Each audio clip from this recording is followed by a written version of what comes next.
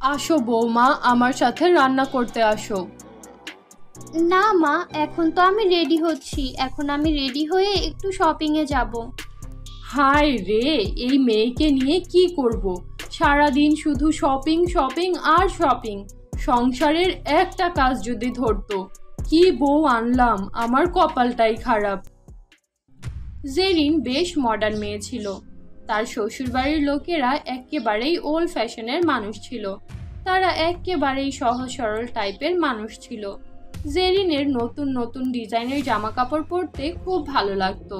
যখনই সে শুনতে পেত মার্কেটে নতুন ডিজাইনের কাপড় এসেছে। বন্ধুরা, তোমরা তোমাদের নাম কমেন্ট বক্সে কমেন্ট করে জানাও, কারণ তোমাদের নাম দিয়েই তৈরি হবে আমাদের পরবর্তী কার্টুন ভিডিও।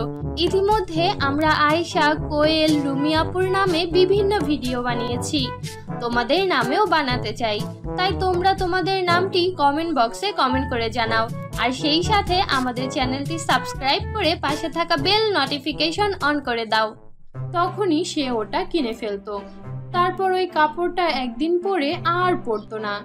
এইভাবেই কেটে যাচ্ছিল তার সংসার জীবন। একদিন জেরিনের চাচি শাশুড়ি জেরিনকে কল করে আর তাকে তার মেয়ের বিয়ের দাওয়াত দেয়। জেরিন এই বিষয়টা তার শাশুড়িকে জানায়। তার শাশুড়িও সেই বিয়ের জন্য তোড়জোড় শুরু করে দেয়।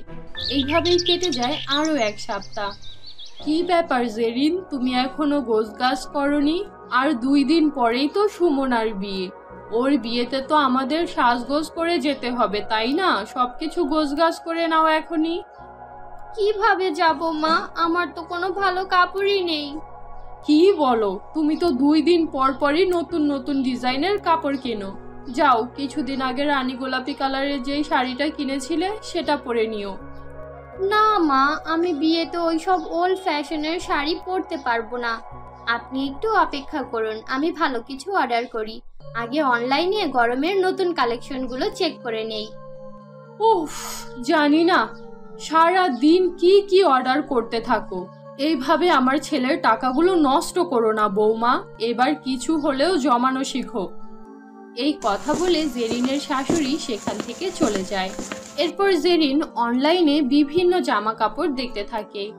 এমন সময় জেরিনের বান্ধবী জেরিনকে কল করে। এই জেরিন, তুই কি শুনেছিস অনলাইনে নতুন একটা অ্যাপ এসেছে? সেখানে বিভিন্ন ডিজাইনের শাড়ি কিনতে পাওয়া যায়, আর সেই শাড়িগুলো খুবই ইউনিক হয়। আরে তুই সত্যি বলছিস? আমার এক্ষুনি কিছু শাড়ির দরকার, কারণ আর 2 দিন পরেই আমাদের ফ্যামিলিতে একটা বিয়ের অনুষ্ঠান আছে। হ্যাঁ, আমি একদম সত্যি বলছি। একটু দাঁড়া, আমি তোকে ওই অ্যাপের লিংক পাঠাচ্ছি, তুই নিজেই দেখে নে। এরপর জেরিনের বান্ধবী জেরিনকে সেই অ্যাপের লিংক পাঠায়। জেরিন সেই অ্যাপের ভেতরে ঢুকে অনেকগুলো শাড়ি দেখে। শাড়ি দেখতে দেখতে তার একটা শাড়ি বেশ পছন্দ হয়। সেই শাড়িটা ছিল বরফের। শাড়িটা দেখা মাত্রই জেরিন সেই শাড়িটা অর্ডার করে দেয়। যদিও সেই শাড়িটার দাম একটু বেশি ছিল, কিন্তু এটা নিয়ে সে মাথা ঘামায় না। পরের দিন সকালেই ডেলিভারি ম্যান জেরিনকে শাড়ি দিয়ে যায়। জেরিন সেই শাড়িটা পেয়ে অনেক খুশি হয়। সে ওই শাড়ির ইনস্ট্রাকশন না পড়েই শাড়িটা পরে নেয়। এ কি বৌমা, তুমি বরফের শাড়ি পরেছো কেন? উফ, এই গরমের মধ্যে যদি তোমার বরফ গলে যায়। আরে মা, আপনি কিচ্ছু বুঝেন না। এটা হচ্ছে এখনকার নতুন ট্রেন্ড, আর এই শাড়িটা বেশ দামি। এটার বরফ গলবে না, চিন্তা করার দরকার নেই। হায় কপাল, কি বৌমা পেয়েছি। তারপর তারা সবাই বিয়ের অনুষ্ঠানে যায়। অনুষ্ঠানে সবাই জেরিনকে দেখে হতবাক হয়ে যায়। আরে জেরিন, তুমি তো বরফের শাড়ি পরে এসেছো। হ্যাঁ, এই শাড়িটা যেমন আকর্ষণীয় তেমন স্বস্তিদায়ক। এই গরমের জন্য এটাই একটা পারফেক্ট শাড়ি। আরে বাহ, তুমি তো অনেক ফ্যাশনেবল। আমিও এরকম একটা শাড়ি কিনবো। তুমি আমাকে পেজের লিংকটা দিও তো। আচ্ছা ঠিক আছে, দিয়ে দেব। জেরিন সবার সাথে কথা বলছিল আর বিয়ের অনুষ্ঠান উপভোগ করছিল। কিছুক্ষণ পরেই বর চলে আসে। এরপর বিয়ের অনুষ্ঠান শুরু হয়। সবাই ঘুরে ঘুরে জেরিনকেই দেখতে থাকে। আস্তে আস্তে রোদ আর গরম দুটোই বেড়ে যায়। কিছুক্ষণের মধ্যেই জেরিনের শাড়ি থেকে বরফ গলতে শুরু হয়। এটা দেখে জেরিনের শাশুড়ি প্রচন্ড রেগে যায়। আরে ও বৌমা, কি শাড়ি পরেছিস? সব বরফ তো গলে গলে পড়ছে। আমাদের মান ইজ্জতের তো 12টা বাজিয়ে দিলি।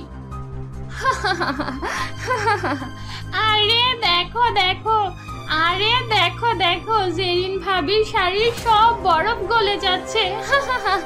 এখন তো মনে হচ্ছে জেরিন ভাবি বরফের না, পানির শাড়ি পরেছে। পুরো বিয়েতে খুব অহংকার দেখাচ্ছিল, বরফের শাড়ি, ইউনিক শাড়ি, দামি শাড়ি। বিয়ে বাড়ির সবাই জেরিনকে নিয়ে খুব হাসাহাসি করছিল। বরফ গলে যাওয়ার কারণে জেরিনের শাড়িটা দেখতে খুব বাজে লাগছিল। আরও করো ফ্যাশন ফ্যাশন আর ফ্যাশন, এই ফ্যাশন তোমার মাথাটা গিলে খেয়েছে। দেখো এখন বিয়ে বাড়ির সবাই তোমাকে দেখে কেমন হাসছে। চলো একবার বাড়ি চলো, তোমাকে আমি মজা দেখাচ্ছি। এরপর জেরিন বাড়ি ফিরে যায়। বাড়ি ফিরে গিয়ে সে ওই শাড়ির ইনস্ট্রাকশনগুলো পড়ে। আসলে সেখানে লেখা ছিল এই শাড়ি পরে রোদে যাওয়া যাবে না, রোদে গেলেই এই শাড়ির বরফ গলে যাবে। এই শাড়িটা কেবলমাত্র আরামের জন্য, বাইরে পরে যাওয়ার জন্য না। ইনস্ট্রাকশনগুলো পড়ে জেরিন নিজের ভুল বুঝতে পারে। এরপর থেকে জেরিন আর কখনোই অনলাইনে উল্টাপাল্টা জিনিস শপিং করে না, টাকা সেভিংস করতে শিখে যায়। আস্তে আস্তে পুরো সংসারী হয়ে ওঠে, আর এইসব দেখে তার শাশুড়িও খুশি হয়। এরপর থেকে জেরিন তার শাশুড়ি আর স্বামীকে নিয়ে সুখে শান্তিতে জীবন কাটাতে থাকে। বন্ধুরা, এই গল্প থেকে আমরা এই শিক্ষা পাই যে কখনোই অতি ব্যয় করা উচিত না, আর না জেনে বুঝে কোনো কিছুই কেনা উচিত না।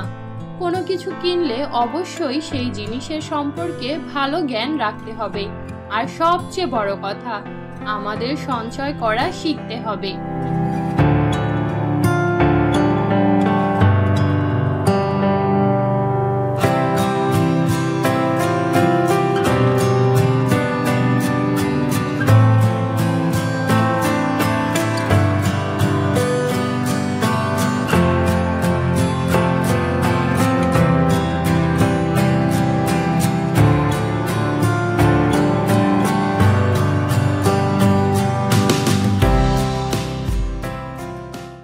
বন্ধুরা, এই ছিল আমাদের আজকের গল্প। আশা করি গল্পটি তোমাদের কাছে খুব ভালো লেগেছে। ভালো লাগলে আমাদের আজকের গল্পটিতে একটি লাইক দাও, কমেন্ট করো, আর তোমার বন্ধুদের সাথে শেয়ার করো।